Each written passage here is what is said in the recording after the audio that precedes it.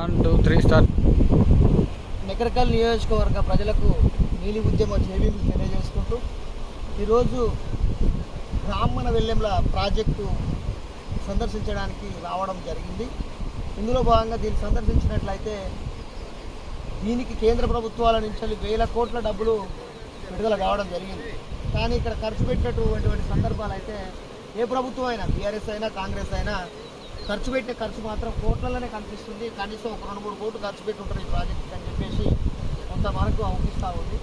మరి ఇకపోతే ముఖ్యమైన విషయం ఏంటంటే ఈ నియోజకవర్గ ప్రజలకు, రాష్ట్ర ప్రజలకు, జిల్లా ప్రజలకు తెలియవలసినటువంటి అంశం, ఈ యొక్క భూములు, ప్రాజెక్టులో ఉన్నటువంటి భూములు ఏ ఒక్క సెంటీమీటర్ కూడా, గుంట భూమి కూడా బ్రాహ్మణ వెల్లానికి సంబంధించినటువంటి భూములు కాదని చెప్పేసి తెలియజేసుకుంటూ, మరి ఈ భూములు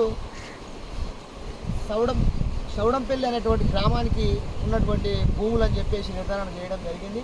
మరి సౌడంపల్లి ప్రజలు ఈ గ్రామానికి, సౌడంపల్లి ప్రజలు ఈ నియోజకవర్గానికి, సౌడంపల్లి ప్రజలు ఈ జిల్లాకు, సౌడంపల్లి ప్రజలు ఈ రాష్ట్రానికి ఎంతో త్యాగశీలులు అని చెప్పుకోవచ్చు. మరి ఎందుకు సౌడంపల్లి ప్రాజెక్ట్ అని పేరు పెట్టలేదు, వెల్లెంల ప్రాజెక్ట్ అని ఎందుకు పేరు పెట్టారు అనేది ఇది ఒక సందిగ్ధం.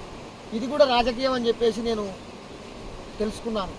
ఎందుకంటే సౌడంపల్లి ప్రజలను అవమానపరుస్తూ వెల్లెంల గ్రామం పేరు పెట్టడం అనేది ఇది ఒక అవమానకరమైనటువంటి సౌడంపల్లి ప్రజలకు తెలియజేస్తూ ఉన్నాను.